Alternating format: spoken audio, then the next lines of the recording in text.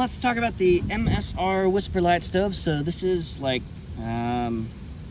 this is a classic. This design is 30 or 40 years old. This is like the version 2 international fuels, also burn kerosene, gas, paraffin, all kinds of stuff. And it's kind of bomb-proof. Like, it looks like crap because we've used it. It's a working tool, but it's hard to destroy these. So these are pretty cool. We have a ground sheet for this because this is a stove that you have to prime. So the idea here is that we're going to connect the fuel bottle through this black braided brass line and pump the fuel through this priming loop up into the jet and then burn it up top. But in order to get the gas hot enough, since we don't want to burn the liquid gas that burns very cold and produces a lot of corrosive soot, we run the fuel line right through the flame, and that turns it into a vapor or a gas, which needs 1,000 times more volume for the same amount of fuel as a drop of the liquid, and it comes blasting out of this like a jet engine. Pretty cool stuff for an afterburner. But in order to do that, to get it hot enough to do that, we have to fill this little priming pan, as it's called, or this cup, with just like 1/4 or 1/8 of a teaspoon of the white gas. And then we'll light that on fire, let that burn for a second. It heats up this metal, which heats up the gas. So it's a little bit more complex than the Dragonfly or the blowtorch stoves. But you can run this thing for a couple of hours at a time and it's no big deal because it's more like a traditional stove back home, it's burner. But because we might have a little bit of overflow or some splashing white gasoline, which is explosive and burny, and we might be setting this up on a picnic table, we want to use this as both a kind of a drip shield, but also to reflect all the heat upward and make this as efficient as possible. So you can also use these ground pans and these windscreens with any other kind of stove, and that's a good idea. You'll get more cooked with less fuel if you're being very efficient with it, instead of radiating a bunch of heat out into space and onto your face where it's not doing any good. So the setup for these is like so. Basically unfurl the thing. This is just real thick aluminum foil. If you want to make one of these yourself, get like one of those disposable aluminum like turkey baking pans, you know, and just cut that. It's the same thickness. It's just a little bit thicker than like kitchen aluminum foil. But if you make your own with like tin snips or whatever, you can see how the edge is folded over up top because the edge is very sharp. So just something to keep in mind if you want to DIY it.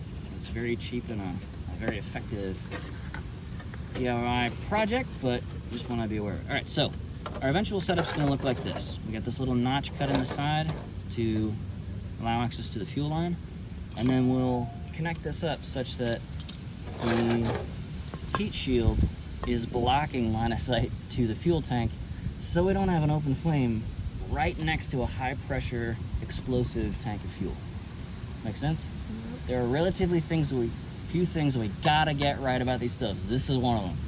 All right, so this is the fuel tank. The fuel bottle by itself just has a twist off cap with a vapor trapping valve. It's a push and twist like a medicine bottle. This is the same kind of bottle with the pressurizing pump already screwed on. So we're just gonna save a minute or two of effort with that.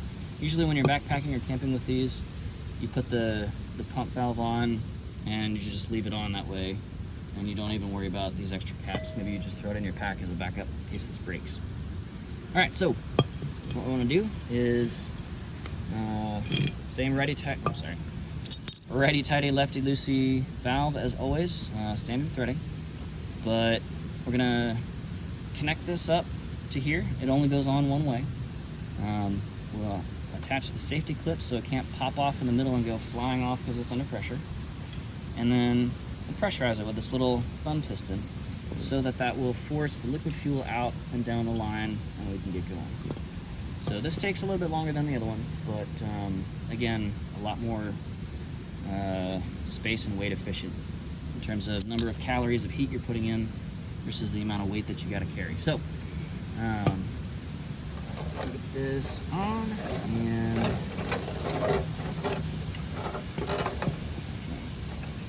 rotate this around. So there's a stamp on here on the side that the clip is on this metal block. That always goes up. So this direction is up on the valve.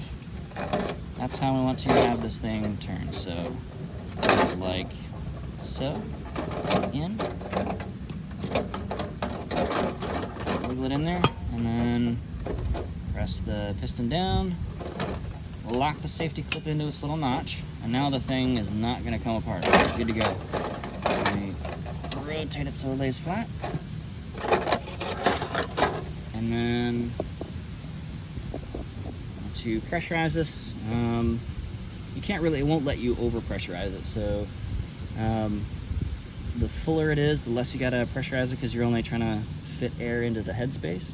But if it's mostly empty, you know, the remaining fuel is just down here, you gotta pressurize the whole rest of the cylinder. So typically we start with like 30 pumps, maybe go up to 60 or even 90, but usually 60 pumps, even on a cold day, is enough to get things started, and then maybe you give it a few after you've been cooking for 20 minutes or whatever. Sound good? Mm-hmm. All right, so the pumping process is just like that. And I'm being careful not to scrape it and weaken the metal along the ground as much as I can. So just kind of holding it steady. That's all that is. Why don't you guys...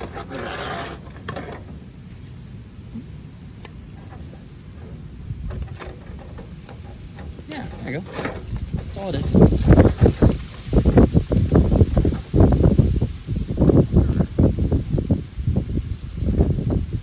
all the way in, yeah. There you go.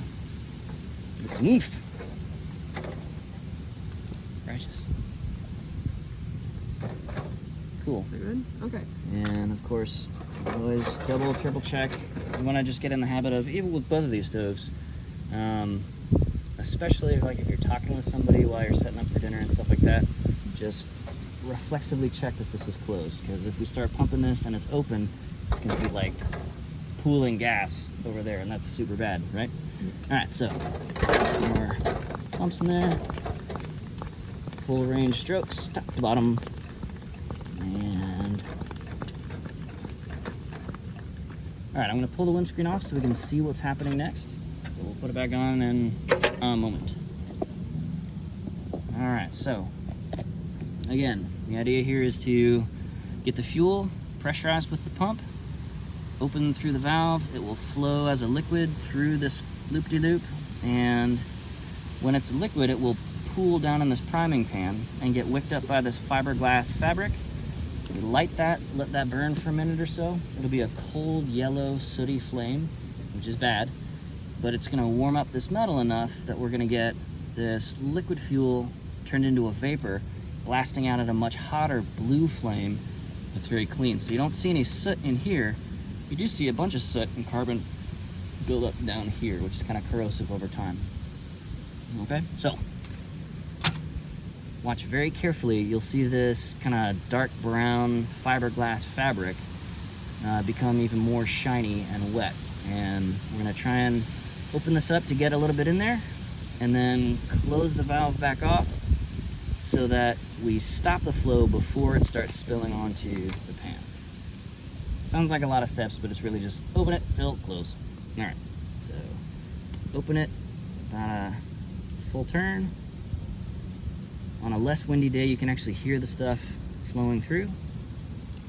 You see it? Yep. All right, so immediately turn it back off. All the way off. We can kind of smell the gas vapor. All right, so now we've got that set. The stove is still cold, but it's ready to prime. So I'll put the heat shield in place. And just standard lighter, but a long neck lighter is a little bit safer. You don't burn off your knuckle hair.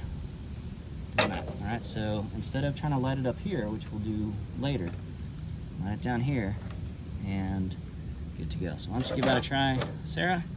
Come on around over this side, and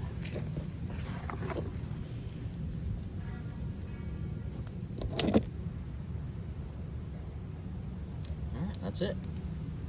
And the valve is off. We're very sure of that, but we can always double check. And righty-tighty.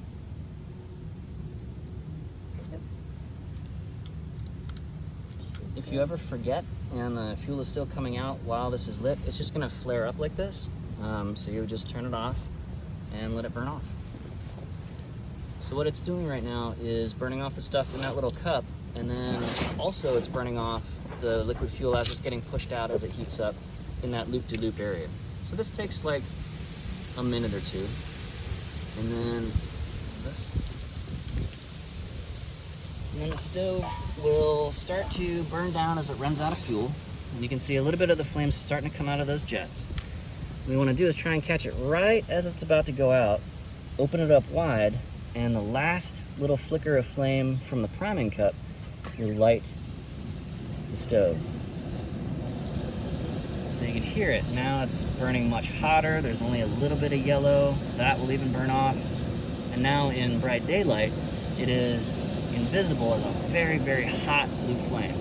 It's also kind of noisy, so you gotta talk over it. But other kinds of stoves, like alcohol stoves and campfires, are very, very quiet compared to this. But they take a lot longer to cook stuff. Okay? Alright, so that's that. I'm gonna turn it back off, and it'll take a second to burn out the fuel in the line. So righty-tighty.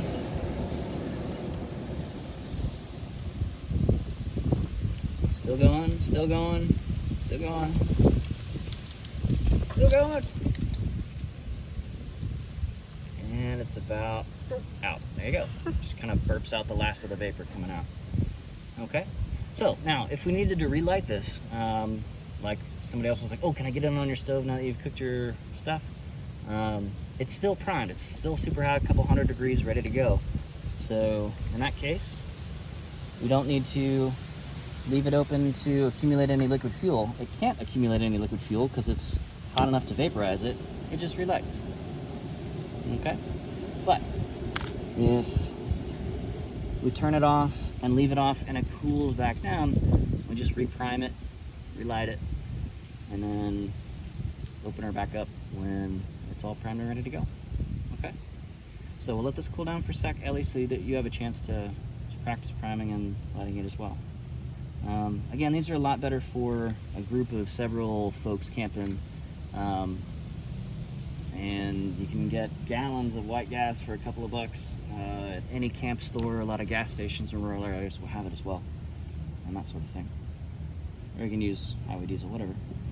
So we'll give that a couple minutes to cool off, and we'll come back to it. Sound good? Mm-hmm. All right, any questions about this so far? You guys are doing great.